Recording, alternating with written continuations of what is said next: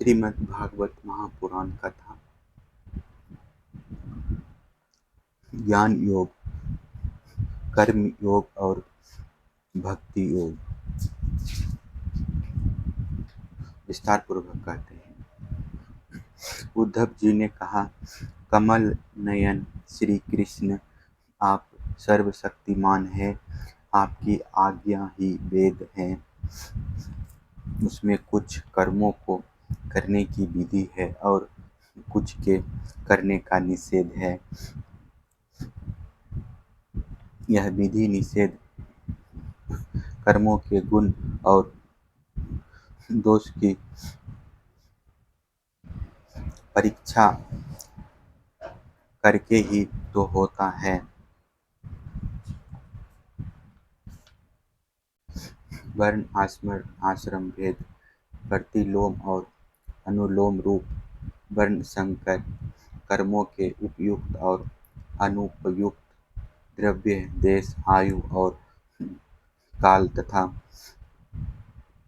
स्वर्ग और नरक के भेदों का बोध भी वेदों से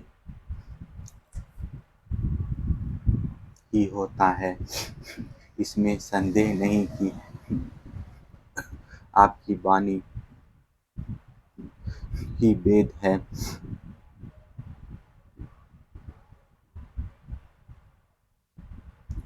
परंतु इसमें विधि निषेध ही तो भरा पड़ा है। यदि उसमें गुण और दोष में भेद करने वाली दृष्टि ना हो तो वह प्राणियों का कल्याण करने में असमर्थ हो कैसे हो। शक्तिमान परमेश्वर, आपकी वाणी वेद ही पितर, देवता और मनुष्यों के लिए श्रेष्ठ मार्गदर्शन का काम करता है, क्योंकि उसी के द्वारा स्वर्ग, मोक्ष आदि अदुष्ट वस्तुओं का बोध होता है और इस लोक में भी किसका कौन सा साध्य है और क्या साधन,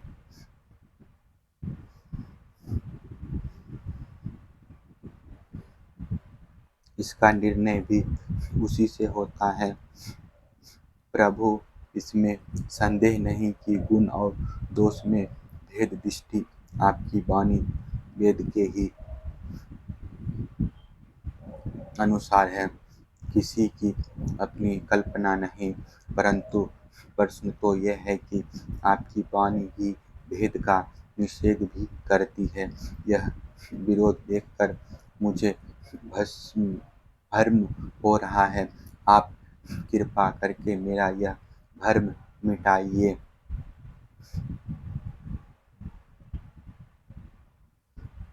भगवान श्री कृष्ण ने कहा, प्रिय उद्धव, मैंने ही वेद में एवं अन्यंत्र भी मनुष्यों का कल्याण करने के लिए अधिकारी भेद से 3 प्रकार के योगों का उपदेश किया है। वे हैं ज्ञान, कर्म और भक्ति। मनुष्य के परम कल्याण के लिए इनके अतिरिक्त और कोई उपाय कहीं नहीं है। उद्धव जी, जो लोग कर्मों तथा उनके फलों से विरक्त हो गए हैं और उनका त्याग कर चुके हैं, वे ज्ञान योग के अधिकारी हैं। इसके विपरीत जिनके चित्त में कर्मों और उनके फलों से वैराग्य नहीं हुआ है, उनमें दुख बुद्धि नहीं हुई है, वे सकाम व्यक्ति कर्मयोग के अधिकारी हैं। जो पुरुष ना तो अत्यंत विरक्त हैं और न अत्यंत आसक्त ही हैं, तथा किसी पूर्व जन्म के शुभ कर्म से सौभाग्यवश मेरी लीला कथा आदि में उसकी श्रद्धा हो गई है, वह भक्ति योग का अधिकारी है। उसे भक्ति योग के द्वारा ही सिद्धि मिल सकती है। कर्म के संबंध में जितने भी विधि निषेध हैं, उनके अनुसार तभी तक कर्म करना चाहिए जब तक कर्ममय जगत और उसके प्राप्त होने वाले स्वर्ग आदि सुखों से वैराग न हो जाए, अथवा जब तक मेरी लीला कथा के श्रवण कीर्तन आदि में श्रद्धा न हो जाए। उद्धव इस प्रकार अपने वर्ण और आश्रम के अनुकूल धर्म में स्थित रहकर यज्ञों के द्वारा बिना किसी आशा और कामना के मेरी आराधना करता रहे और निश्चित कर्मों से दूर रहकर केवल विविध कर्मों का ही आचरण करे, तो उसे स्वर्ग या नरक में नहीं जाना पड़ता। अपने धर्म में निष्ठा रखने वाला पुरुष इस शरीर में रहते रहते ही निषिद्ध कर्म का परित्याग कर देता है और रागद्वेष मलिनों से भी मुक्त पवित्र हो जाता है। इसी से अनायास ही उसे आत्म साक्षात्कार रूप विशुद्ध तत्वज्ञान अथवा द्रुत चित्त होने पर मेरी भक्ति प्राप्त होती है। यह विधि निषेध रूप कर्म का अधिकारी मनुष्य शरीर बहुत ही दुर्लभ है। स्वर्ग और नरक दोनों ही लोकों में रहने वाले जीव इसकी अभिलाषा करते रहते हैं, क्योंकि इसी शरीर में अंतःकरण की शुद्धि होने पर ज्ञान अथवा भक्ति की प्राप्ति हो सकती है। स्वर्ग अथवा नरक का भोग प्रधान शरीर किसी भी साधन के उपयुक्त नहीं है। बुद्धिमान पुरुष को ना तो स्वर्ग की अभिलाषा करनी चाहिए और न नरक की, और तो क्या इस मनुष्य शरीर की भी कामना न करनी चाहिए, क्योंकि किसी भी शरीर में गुण बुद्धि और अभिमान हो जाने से अपने वास्तविक स्वरूप की प्राप्ति के साधनों में प्रमाद होने लगता है। यद्यपि यह मनुष्य शरीर है तो मृत्यु ग्रस्त ही, परंतु इसके द्वारा परमार्थ की सत्य वस्तु प्राप्ति हो सकती है। बुद्धिमान पुरुषों को चाहिए कि यह बात जानकर मृत्यु होने के पूर्व ही सावधान होकर ऐसी साधना कर ले जिससे वह जन्म मृत्यु के चक्कर से सदा के लिए छूट जाए, मुक्त हो जाए। यह शरीर एक वृक्ष है, इसमें घोंसला बनाकर जीव रूप पक्षी निवास करता है। इसे यमराज के दूत प्रतिक्षण काट रहे हैं। जैसे पक्षी कटते हुए वृक्ष को छोड़कर उड़ जाता है, वैसे ही अनासक्त जीव भी इस शरीर को छोड़कर मोक्ष का भागी बन जाता है। परंतु आसक्त जीव दुखी भोगता रहता है। प्रिय उद्धव, ये दिन और रात क्षण क्षण में शरीर की आयु को छीन कर रहे हैं। यह जानकर जो भय से कांप उठता है, वह व्यक्ति इसमें आसक्ति छोड़कर परमा तत्व का ज्ञान प्राप्त कर लेता है और फिर इसके जीवन वर्णन से निरपेक्ष होकर अपने आत्मा में ही शांत हो जाता है। यह मनुष्य शरीर समस्त शुभ फलों की प्राप्ति का मूल है और अत्यंत दुर्लभ होने पर भी अनायास सुलभ हो गया है। इस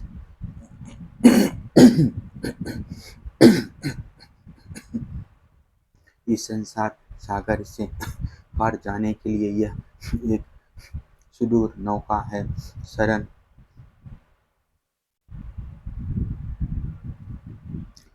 ग्रहण मात्र से ही गुरुदेव इसके केवट बनकर पतवार का संचालन करने लगते हैं और स्मरण मात्र से ही मैं अनुकूल वायु के रूप में इसे लक्ष्य की ओर बढ़ाने लगता हूँ। इतनी सुविधा होने पर भी जो इस शरीर के द्वारा संसार सागर से पार नहीं हो जाता, वह तो अपने हाथों अपने आत्मा का हनन अधःपतन कर रहा है। प्रिय उद्धव, जब पुरुष दोष दर्शन के कारण कर्मों से उद्विग्न और विरक्त हो जाए, तब जितेंद्रिय होकर वह योग में स्थित हो जाए और अभ्यास आत्मानुसंधान के द्वारा अपना मन मुझ परमात्मा में निश्चल रूप से धारण करे। जब स्थिर करते समय मन चंचल होकर इधर उधर भटकने लगे, तब झटपट बड़ी सावधानी से उसे मनाकर समझाकर बुझाकर फुसलाकर अपने बस में कर ले। इंद्रियों और प्राणों को अपने बस में रखे और मन को एक क्षण के लिए भी स्वतंत्र ना छोड़े। उसकी एक एक चाल, एक एक हरकत को देखता रहे। इस प्रकार सत्व संपन्न बुद्धि के द्वारा धीरे धीरे मन को अपने बस में कर लेना चाहिए। जैसे सवार घोड़े को अपने बस में करते समय उसे अपने मनोभाव की पहचान कराना चाहता है, अपनी इच्छा के अनुसार उसे चलाना चाहता है और बार बार फुसलाकर उसे अपने बस में कर लेता है, वैसे ही मन को फुसलाकर उसे मीठी मीठी बातें सुनाकर बस में कर लेना भी परम योग है।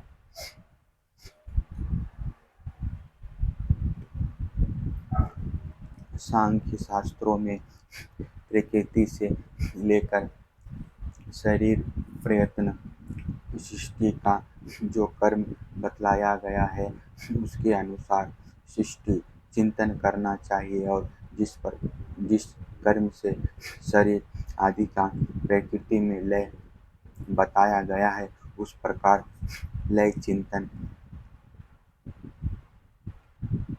करना चाहिए। यह कर्म तब तक जारी रखना चाहिए जब तक मन शांत स्थिर न हो जाए। जो पुरुष संसार से विरक्त हो गए हैं और जिसे संसार के पदार्थों में दुख बुद्धि हो गई है, वह अपने गुरुजनों के उपदेश को भली भांति समझकर बार बार अपने स्वरूप के ही चिंतन में संलग्न रहता है। इस अभ्यास से बहुत शीघ्र ही उसका मन अपनी वह चंचलता जो अनात्मा शरीर आदि में आत्मबुद्धि करने से हुई है, छोड़ देता है। यम नियम आसन प्राणायाम प्रत्याहार धारणा ध्यान समाधि आदि योग मार्गों से वस्तु तत्व का निरीक्षण परीक्षण करने वाली आत्मविद्या से तथा मेरी प्रतिमा की उपासना से अर्थात कर्म योग ज्ञान योग और भक्ति योग से मन परमात्मा का चिंतन करने लगता है और कोई उपाय नहीं है। उद्धव जी, वैसे तो योगी कभी कोई निंदित कर्म करता ही नहीं, परंतु यदि कभी उससे प्रमादवश कोई अपराध बन जाए तो योग के द्वारा ही उसे पाप को जला डाले। वृक्ष चंद्रनायन आदि दूसरे प्रायश्चित कभी न करे। अपने अपने अधिकार में जो निष्ठा है वही गुण कहा गया है। इस गुण दोष और विधि निषेध के विधान से यही तात्पर्य निकलता है कि किसी प्रकार विषय या शक्ति का परित्याग हो जाए, क्योंकि कर्म तो जन्म से ही अशुद्ध है, अनर्थ के मूल है। शास्त्र का तात्पर्य उनका नियंत्रण नियम ही है। जहाँ तक हो सके प्रकृति का संकोच ही करना चाहिए। जो साधक समस्त कर्मों से विरक्त हो गया हो, उनमें दुख बुद्धि रखता हो, मेरी लीला कथा के प्रति श्रद्धालु हो और यह भी जानता हो कि सभी भोग और भोग वासनाएं दुख रूप है, किंतु इतना सब जानकर भी जो उनके परित्याग में समर्थ ना हो, उसे चाहिए कि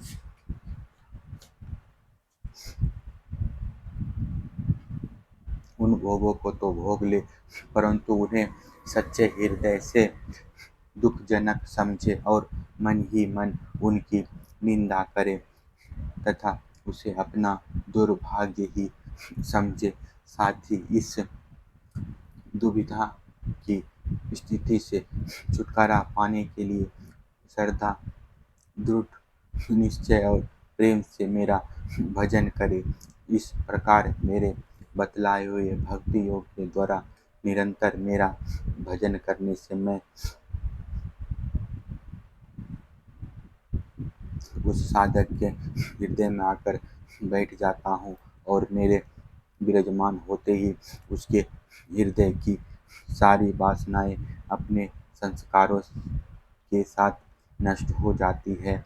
इस तरह जब उसे मुझ सर्वात्मा का साक्षात्कार हो जाता है, तब तो उसके हृदय की गांठ टूट जाती है, सारे संशय छिन्न भिन्न हो जाते हैं और कर्म